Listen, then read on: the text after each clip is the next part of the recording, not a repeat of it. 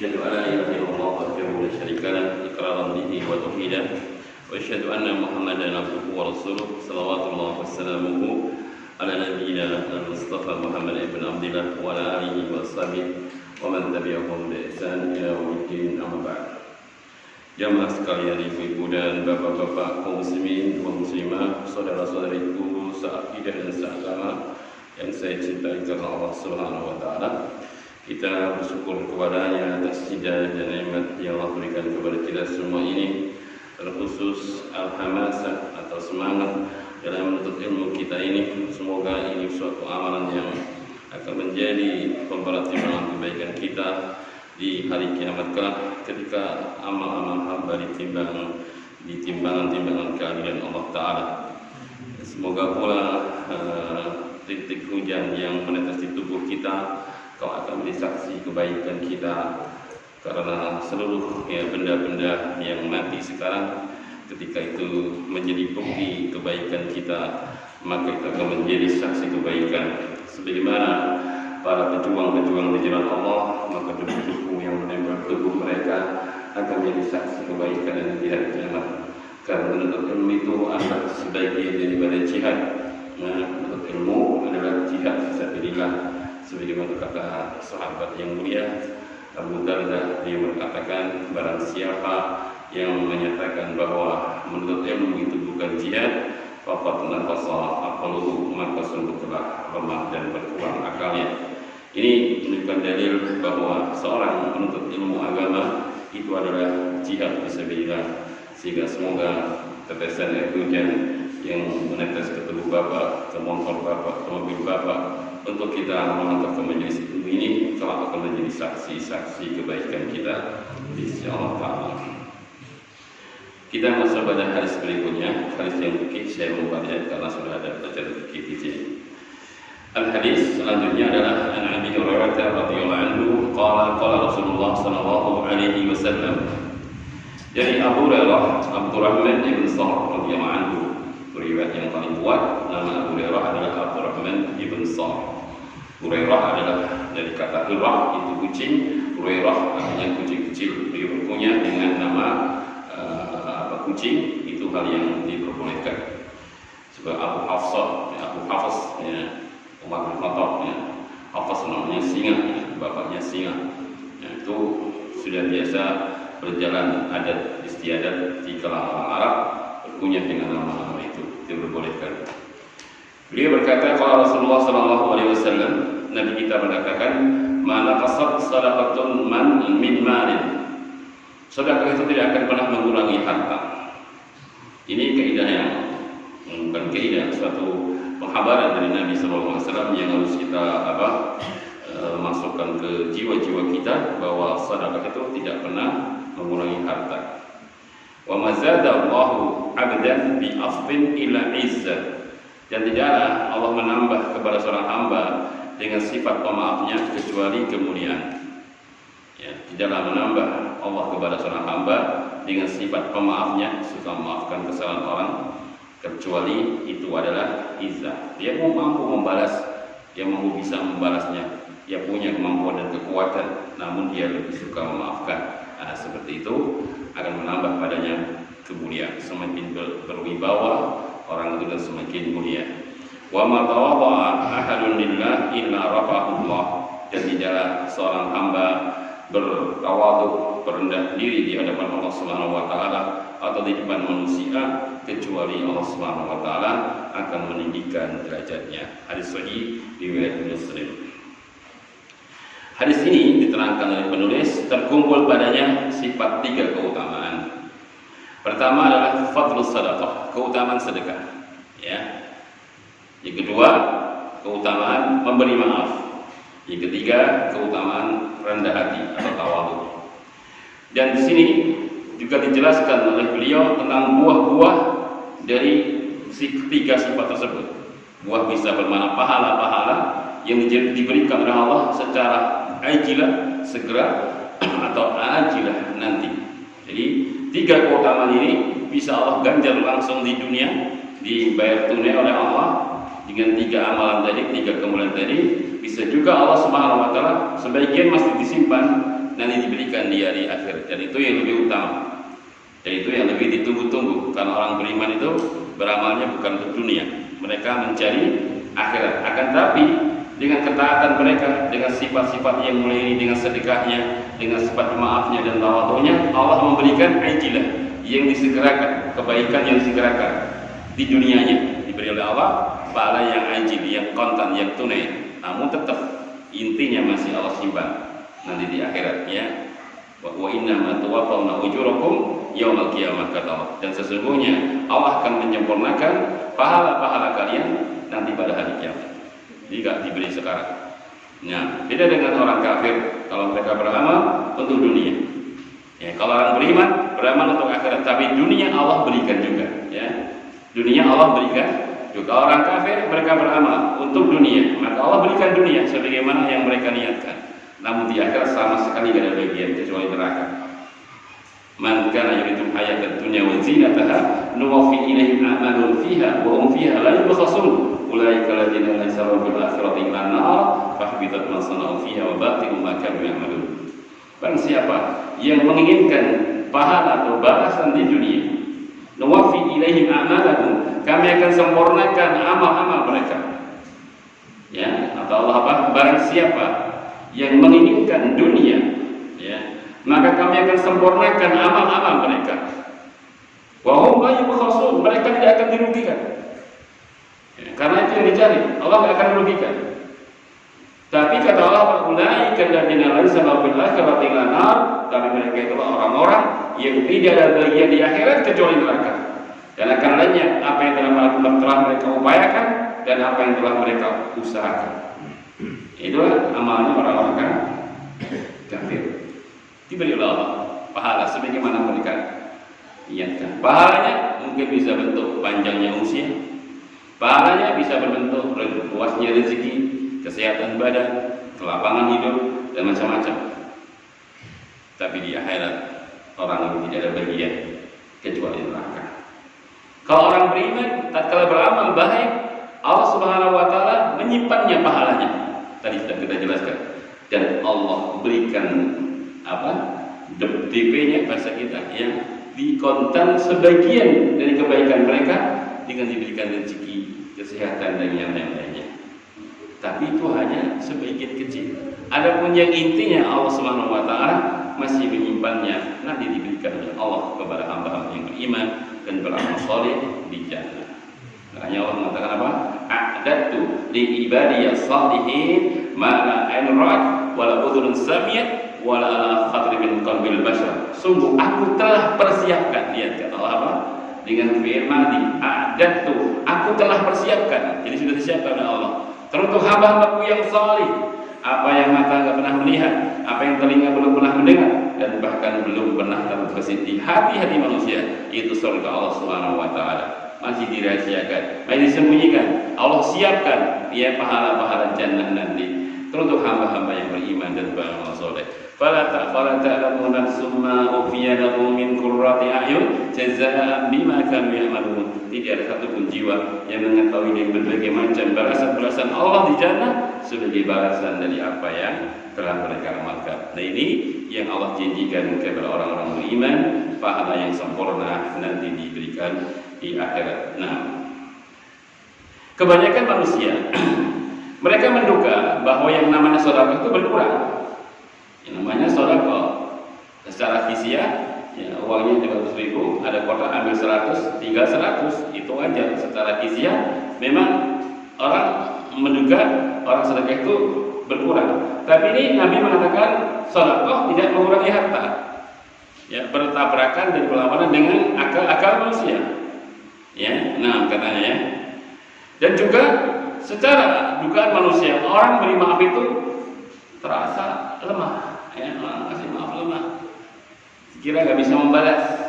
Jika orang kalau kasih maaf orang, dituduh orang ini lemah, ya. Kalau orang tawadu yang merendahkan dirinya, berpenampilan rendah hatinya, ini dikira hina. Ini kebanyakan dugaan-dugaan dari manusia yang mempunyai seperti itu. Nah, wahum ghalib, ini salah kata beliau. Bahwa kadhib ini sangkaan yang dusta, bukan demikian kenyataannya. Ini hadis untuk melawan kebanyakan dugaan-dugaan manusia bahwa harta sedekah tidak akan pernah mengurangi harta. Ini yang mengatakan Nabi SAW, harus kita imani. Ya. Fasadaqatu la tanqusul mal, maka sedekah itu tidak akan mengurangi harta. Li'annahu, ya, karena sesungguhnya sehingga ya, secara satu sisi, satu penilaian, satu lihat dari sisi pandangan, sudut pandang memang berkurang tadi yang saya sebutkan secara hisiahnya, materinya, nominalnya. Bapak punya 200, ambil 100 disedekahkan ke masjid. Secara nominal kurang memang, itu iya betul tidak salah. Memang dari 100 yang 200 menjadi 100 kurang. Itu dari satu sisi saja kurangnya ya. Maka kata beliau, faqad zada min jihatin ukhra. Namun Allah akan menambah dari lini dan sisi yang lainnya yang lebih banyak jumlahnya. Ya. Fa inna shadaqah tabarakul mal. Karena sedekah itu akan menjadikan berkah harta yang dimilikinya. Menjadi berkah. Berkah itu apa? Maknanya menambah, berkembang. Itu bertambah banyak dan berkembang. Itu namanya berkah. Ya. Karena sedekah itu adalah menjadikan berkahnya harta. Wa tadfa'u anhu al-afati wa tamni, dan sedekah itu bisa menjauhkan dari segala yang kerusakan-kerusakan, bahkan penyakit-penyakit, dan juga akan bisa bertambah hartanya. Yang maka dalam satu riwayat dikatakan dawu mardakum bis sadaqah, sembuhkanlah orang yang sakit di antara kalian dengan sedekah. Ya, dawu, ya, sembuhkanlah, obatilah orang-orang yang sakit di antara kalian bisedekah dengan sedekah. Kadang-kadang orang sakit lama nggak sembuh-sembuh, berobat sana sini, dokter sana sini nggak sembuh-sembuh, akhirnya dia bersedekah. Ternyata sedekah itu menjadi sebab kesembuhan penyakitnya. Ya, dawu ataupun bisedekah. Ya, maka baguslah bagi kita yang sedang diuji dengan sakit, kalau memiliki kelebihan rezeki maka sebaiknya disedekahkan. Ya, obat yang mahal, dokter mahal, sebaiknya kurangi untuk bersedekah ke masjid dan yang lain-lainnya. Siapa tahu dengan sedekahnya itu justru menjadi datang sebabnya kesembuhannya, jauh ataupun disedekah. Sedekah bisa menghilangkan ya bahaya. Nabi juga mengatakan, shadaqatu sir tadfa'u ghadab rabbi. Sedekah yang engkau rahasiakan, sedekah yang engkau sembunyikan itu memadamkan murka Allah. Ya, bagaimana Allah Subhanahu wa taala tidak akan menyiksa pada murka Allah dengan orang-orang yang sedekah yang dia sembunyikan sedekahnya. Ini luar biasa ya, penjagaan Allah kepada ahli sedekah. Ya, ini yang tidak banyak diketahui oleh orang-orang yang mengetahui bahwa sedekah akan mengurangi harta sehingga mereka menjadi bangga karenanya. Dia enggak memandang dari sisi yang lainnya, yang sedekah itu bisa menjadikan hartanya berkah, bisa menjauhkan dari segala masalah dan kerusakan serta penyakit, bahkan akan semakin bertambah. Fatuftahu limusaddiq min abwabir rizq wa asbabiz ziyadah umuran ma taftahu ala ghairihi. Bahkan sedekah itu akan bisa membuka bagi orang yang bersedekah pintu-pintu rezeki. Ya, seolah-olah itu sebagai apa? Umpannya. Ya, kalau bapak cari semut, itu ngumpul semut sulit pak ya. Tapi dengan tetesi madu atau tetesi pemanis atau gula, tunggu saja sebentar, nanti semut itu akan datang dengan cepat dan banyak. Ya, seolah-olah rezeki itu dikasih umpan, ya, dikasih umpan. Umpannya adalah sedekah. Dengan kita bersedekah memancing datangnya rezeki, ya, memancing datangnya rezeki. Ini kan sesuatu yang tidak bisa diterima oleh akal manusia. Ya. Maka sedekah mengeluarkan, kok malah tambah. Ya, itulah kenyataannya. Ya, makanya Allah mengatakan dalam Al-Quran, ya, ma anfaqtu min syai'in wa huwa yukhlifuhu. Ya, kata Allah, apapun yang kalian infakkan, dialah Allah yang akan ganti. Ya. Ini ganti di dunia loh Pak, bukan di akhirat. Ini janji Allah di dunia. Apapun yang kalian infakkan, banyak atau sedikit atau sedang, maka dialah Allah yang akan mengganti. Ragu? Di lanjutan ayat, innahu huwa sesungguhnya Allah khairur raziqin, sebaik-baiknya pemberi rezeki. Gak usah ragu, gak usah takut. Apapun yang kalian infakkan. Iya, nah ini keyakinan seperti ini harus ditumbuhkan pada diri kita. Bahwa sedekah tidak mengurangi harta, bahkan menambah harta. Ya, mungkin Tadi berkurang, tapi berkahnya bertambah. Mungkin dari 200 jadi 100 ya. Tapi 100 ini berkahnya bertambah. Yang 200 mungkin berkahnya tidak bisa mengalahkan yang 100. Ya, 100 masya Allah manfaatnya bisa jadi banyak. Ya. Nah, 200 mungkin ditahan. Ya. Terus dia pulang misalkan, ya, kesandung mungkin ya, kukunya melepas, dibawa dokter, berobat dan bayar dokter 200.000 habis. 100.000 yang disedekahkan 100, pulang bawa 100 untuk anak istrinya makan sehari semalam, anaknya kenyang, istrinya kenyang, masya Allah berkah. Ya, nah itu maknanya yang kadang tidak diketahui sisi keberkahan sedekah. Nah, tapi ini soal ya. Jangan nanti salah paham, kan sedekah punya sunnah. Nanti jangan dengan negara yang sunnah dikatakan wajib. Kalau istri wajib kasih nafkah. Jangan mengambil nafkah yang wajib untuk sedekah. Biasa untuk istri 100.000, biasanya untuk makan sehari, ya satu istri 4 anak cukup. Setelah mengaji ini tentang utama sedekah dikurangi, istri dikasih 50.000, mas kurang. Sudah itu nggak akan mengurangi harga. Ini tentu salah ya, jangan salah paham. Ya jangan salah paham. Kalau nafkah hukumnya apa? Wajib ya. Yang wajib nggak bisa dikalahkan oleh yang sunnah. Nah itu tentu bicara kalau ada kelebihannya. Kalau kewajiban jenengan nafkah istri itu sudah diberi sedekah sama Allah ya. Sama Allah SWT mengatakan innaka la tunfiqu nafaqatan tabtaghi biha wajha Allah ila ujita alaika hatta tajalu fi imra'atik. Tidaklah seorang suami membelanjakan nafkah kepada istrinya ya dengan niatan untuk mencari wajah Allah kecuali kau akan diberikan pahala sampai yang kau masukkan ke mulut istri Anda. Nah, ini jenengan sudah sedekah itu. Sedekah yang paling afdal itu keluarga. Nabi kita mengatakan wabda biman ta'ud, mulailah dari apa yang menjadi tanggungan kalian. Siapa yang tanggungan kalian?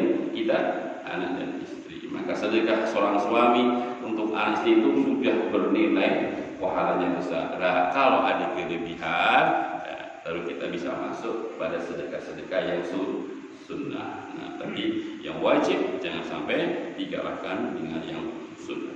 Nah, tapi ini bicara masalah keumuman bahwa sedekah itu tidak akan pernah mengurangi harta kita, bahkan membuka pintu-pintu rezeki yang banyak, ya, pintu-pintu hal yang bisa mendatangkan keberkahan dan dijauhkan dari malapetaka dan penyakit.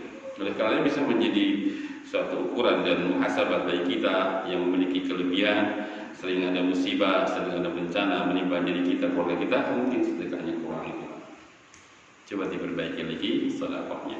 Yang mungkin terlalu banyak nyimpan harta, ya, dan kurang sedekahnya. Nah, sehingga Allah SWT mencabut keberkahannya. Hartanya banyak tapi hanya untuk periksa, bayar dokter, kecelakaan ini, ujian ini, habis sudah. Ya. Nah, maka diperhatikan kalau hilang keberkahan harta, barangkali kita kurang sedekahnya. Maka keluarkan, sedekahkan harta itu, insya Allah akan mengembalikan kepada keberkahan harta yang kita miliki, akan membuka pintu-pintu keberkahan, pintu-pintu rezeki, bahkan menjauhkan dari bala dan malapetaka. Nah, maka kemudian fasadaqatulillah allati fi mahaliha. Sedekah untuk Allah Subhanahu wa taala yang dikeluarkan di tempat yang benar. Dengan syarat apa?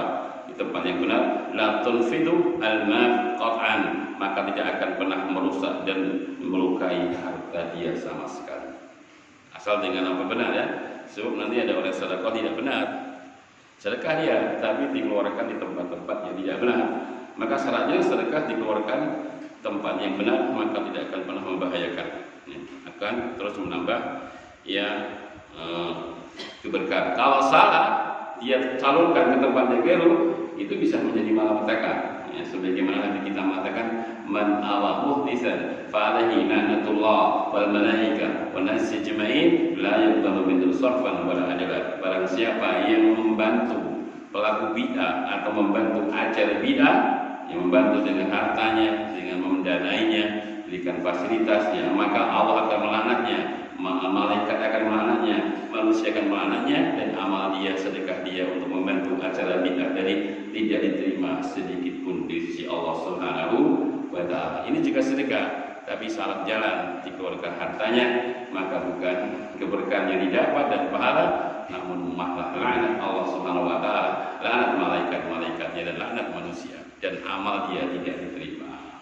Berarti kalau begitu sedekah itu harus selektif, Pak. Ke masjid pun harus selektif, masjid mana yang kita lihat masjid yang baik, yang mengajarkan sunnah-sunnah Nabi, tidak berbuat hal-hal yang dilarang oleh Nabi.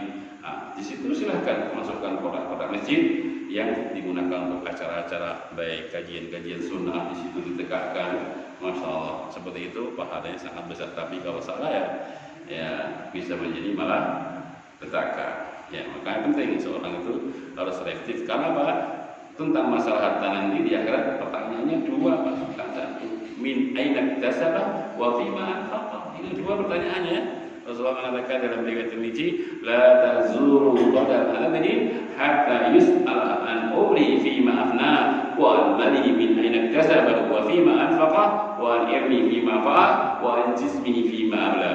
Nabi kita berkata, tidak bergeser kedua kaki manusia, terpatri, gak bisa kemana-mana, tegang di hari kiamat, di padang mahsyar, gak bisa ke surga, gak bisa neraka, sampai ditanya oleh Allah tentang umurnya untuk apa dihabiskan.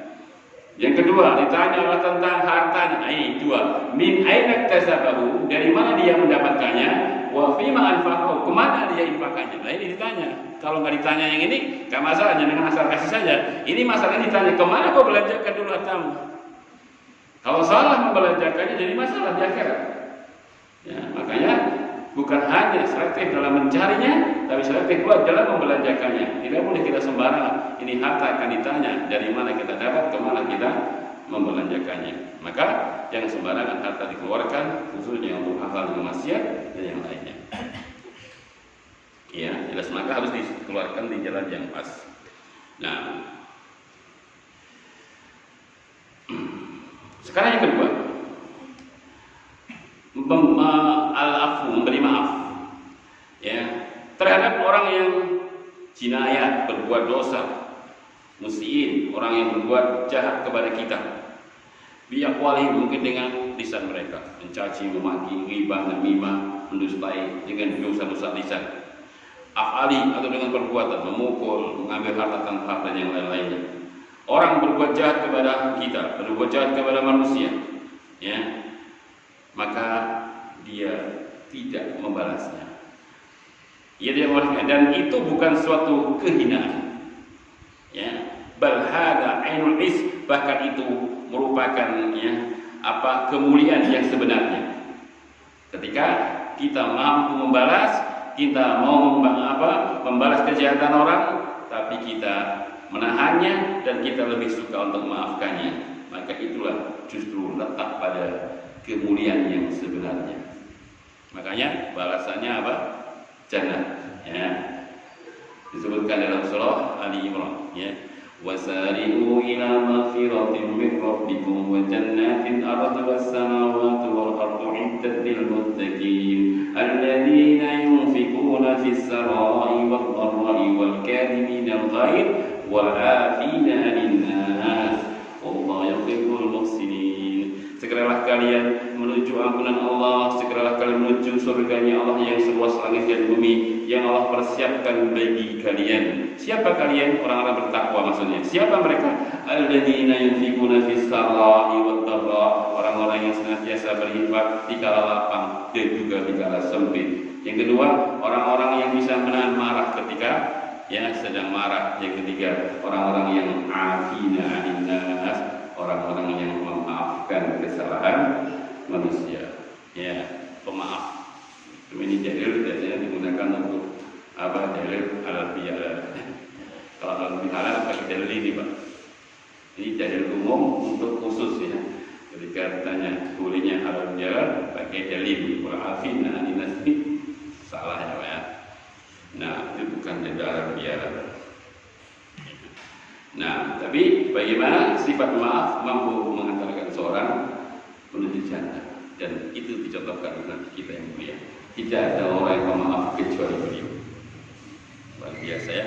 Bagaimana dalam sirah beliau, sifat pemaaf beliau, kisah di manusia di Taif ya, dia mau mendakwahkan ketika di Quraisy sudah dimusuhi berbagai macam dari segala suku-suku musuh Nabi SAW. Beliau melakukan perjalanan ke Taif sekitar 85 km atau berapa kira-kira jauh. Beliau berjalan menuju Taif ingin mendakwahkan agama di sana, tapi diejek oleh anak-anak kecil sang emak-emak ya, emak-emak, ibu-ibu, anak-anak kecil melempari dengan tai onta ya, yang melempari emak-emak, ibu-ibu ya, jahat sekali ya emak-emak di kala itu ya. Makanya kalau ada emak-emak sekarang nakal-nakal gak usah kaget, sudah ada contohnya emak-emak dahulu yang dilempari bukan orang biasa loh, nabi mulia, manusia terbaik ya. Jadi mama itu kalau udah nakal ngerti. Makanya saya punya rencana buat pengajian judulnya mengatasi kenakalan orang tua. Sudah mau saya susun, sudah mau tak buat materi-materinya. Kalau mengatasi kenakalan remaja sudah sering banyak. Saya buat judul mengatasi kenakalan orang tua. Ya, banyak orang tua yang nakal-nakal sekarang. Ya. Dibalik beliau pun dengan rasa maafnya. Ya, bahkan malaikat gunung saja marah ya. Malaikat itu nggak punya hawa nafsu. Muhammad, kalau kau izinkan gunung aku tumpahkan ke Taif. Ini malaikat sampai emosi. Bahkan malaikat itu nggak punya hawa nafsu. Bisa nesul. Tapi mau jangan. Aku masih berharap anak turun mereka nanti ada orang yang beriman kepada Allah dan beriman kepada Rasulnya. Dan betul kan? Ya, Rasulullah SAW sifat maaf beliau ya. Ya. Beliau pernah mau masuk rumah bersama para sahabatnya, beliau pakai selendang yang panjang dan di pinggirnya kayaknya kasar. Sama Badui dari belakang tanpa salam, tanpa kalam, ngambil selendangnya Nabi, ditarik dengan keras dan mengatakan, ya Muhammad, berikan harta Allah yang ada padamu, sehingga sampai berluka di leher beliau, sangat kerasnya tarikan selendangnya ini. Begitu beliau membalik ini, langsung beliau tersenyum dan mengatakan berakhir harta Allah kepadanya. Senyum loh Pak, bukan emosi dulu, bukan, langsung senyum. Sebenarnya coba, misalkan dari belakang dipukul sama orang, mesti langsung begitu orang gede jadi maafkan karena takut, bukan karena pemaaf, tapi karena takut. Waktu umroh mau marah orang Turki, maaf, padahal bukan karena maaf, karena takut ya, itu beda masalah ya. Tapi Rasul begitu ditarik, begitu baik langsung tersenyum. Subhanallah ya, itu akhlak beliau ya, pemaafnya biasa. Cuma beliau pernah yang terjadi hal yang sangat super dahsyat, itu paman beliau Hamzah yang sangat beliau cintai mati di perang Uhud. Itu yang beliau luar biasa kecewanya dengan yang adalah Wahsy itu budak ya, karena orang-orang kufar siapa yang bisa membunuh Hamzah akan dibebaskan dari perbudakan dan akan diberi emas yang banyak. Wahsy ini budak, semangat sekali membunuh Hamzah dan betul akhirnya Wahsy mampu membunuh Hamzah. Setelah itu ringkas kisah, Wahsy ini masuk Islam. Wahsy ini akhirnya masuk Islam ya. Akhirnya disyaratkan depan Nabi SAW. Kemudian Rasulullah mengatakan kurang lebih maknanya, kalau kau ketemu aku bisa menghindar dariku maka lakukanlah. Sehingga Pak itu kalau pengajian gak pernah berani nongol kepala, jadi di belakang juga ketemu temannya, gak pernah mau nampakkan wajahnya. Dia gak mau dilihat Rasulullah. Kalau kau bisa bersembunyi dariku maka lakukanlah. Jadi kalau Rasulullah pengajian gitu, Wahsy mesti di belakang punggung sahabat, jadi nggak pernah kelihatan di depan Nabi, nggak berani karena Nabi saking kecewanya Hamzah paman beliau yang sangat dicintai dibunuh oleh Wahsy walaupun sudah masuk Islam. Jadi tapi beliau nggak benci, cuma kalau kau bisa menghindar dariku menghindar. Menghindar ya Pak ya. Kalau Bapak punya kebencian kepada orang Muslim ya gitu aja. Aku masya Allah saudaraku seagama, tapi hilang itu sulit. Sudah kalau kau bisa menghindar ketemu tanganku, hindar saja ya. Kalau aku lewat jalan melinju, kau jalan salah saja ya. Jangan ketemu aku di jalan melinju ya, kalau bisa lakukan ya. Itu boleh-boleh saja ya. Sebab Rasulullah pernah melakukan itu kepada Wahsy, seorang budak yang membunuh pamannya di perang Uhud. Nah, tapi yang itu aja yang dilihat dari sejarah. Tapi selanjutnya, selebihnya Rasulullah SAW orang yang sangat pemaaf. Ya. Nah, kemudian yang ketiga adalah sifat tawadhu. Sifat ketiga adalah tawadhu. Tawadhu itu lebih tepat diterjemahkan lawannya kibir, lawannya sombong. Itu lebih tepat ya. Karena sombong itu adalah batarul haq wa ghadun nas, menolak kebenaran dan meremehkan manusia. Dan tawadhu sebaliknya, ya. Menerima kebenaran dan tidak pernah meremehkan manusia. Itu sifat tawadhu.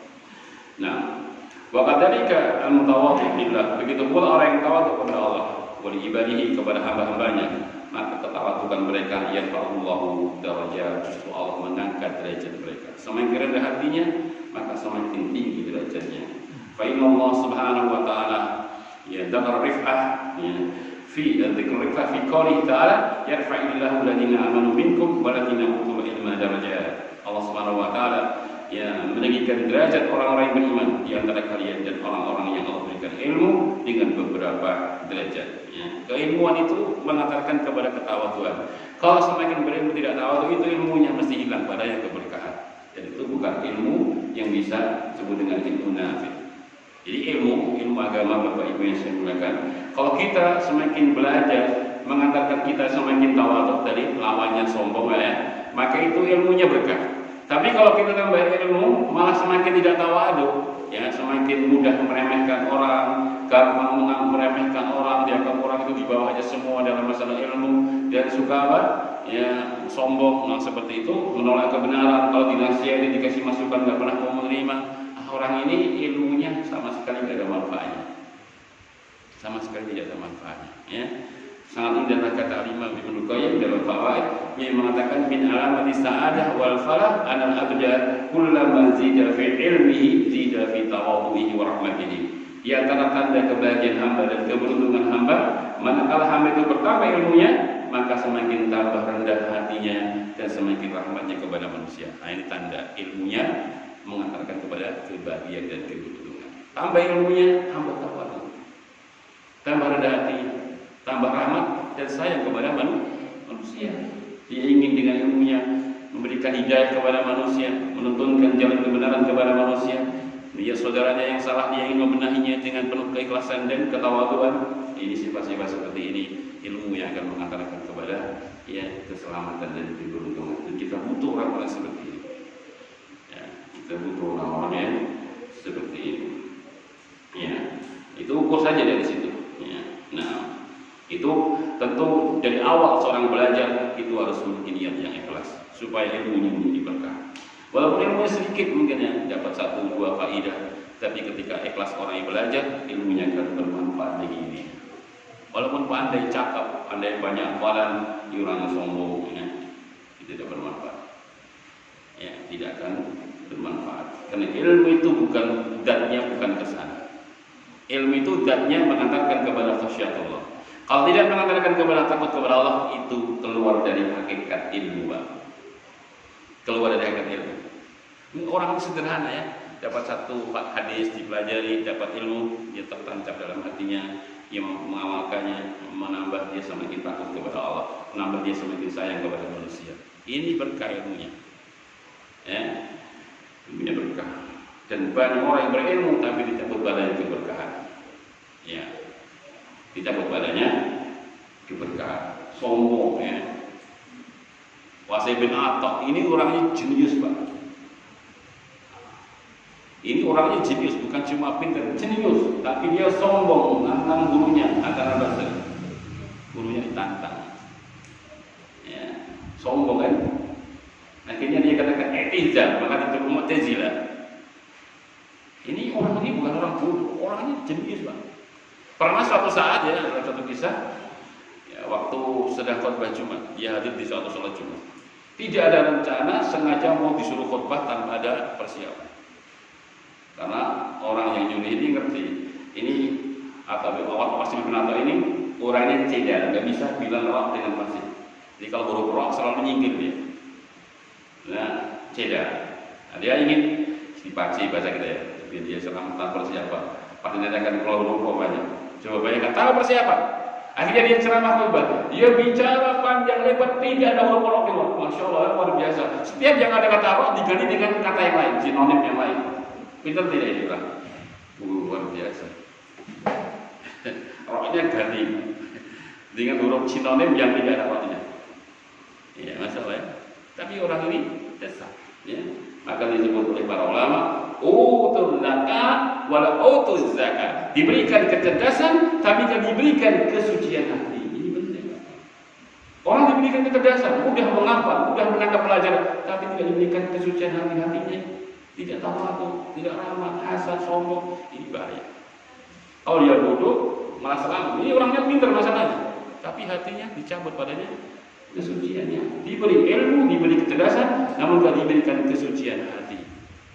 Ya, utu zakat wal utu zakat. Diberikan kecerdasan, kepandaian, namun tidak diberikan hati yang suci.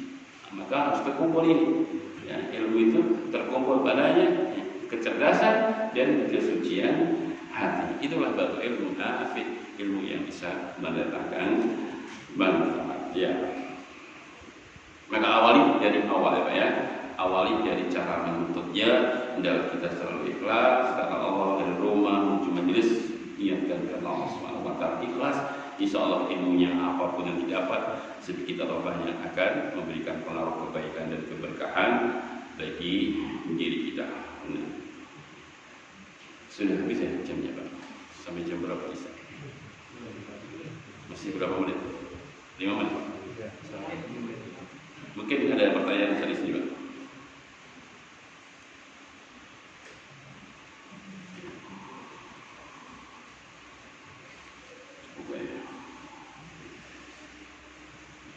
Jelas kesimpulannya saya simpulkan ya, bahwa dari hadis yang kita baca tadi ada 3 amalan yang mulia yang mengantarkan orang untuk menjadi mulia.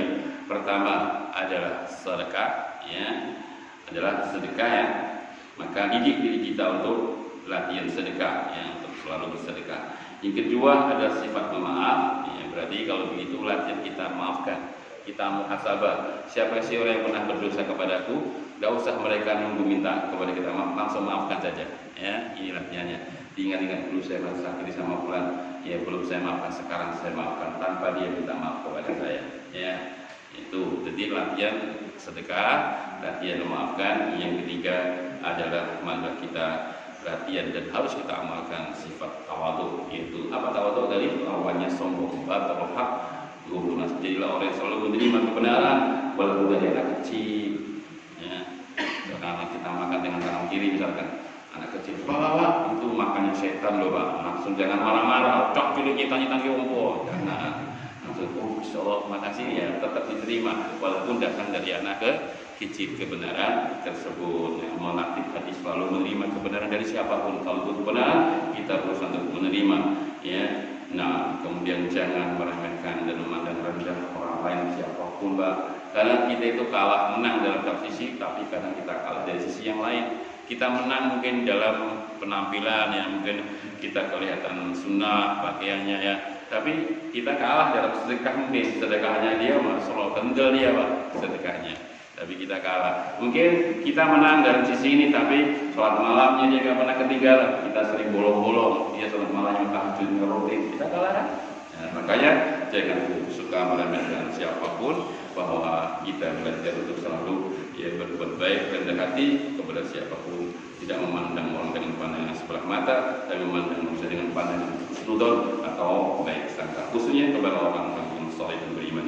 Demikian yang bisa kita simpulkan dari hadis ini, semoga bermanfaat. Subhanallah wa bihamdihi, asyhadu an la ilaha illa anta, astaghfiruka wa atubu ilaik. Assalamualaikum warahmatullahi wabarakatuh.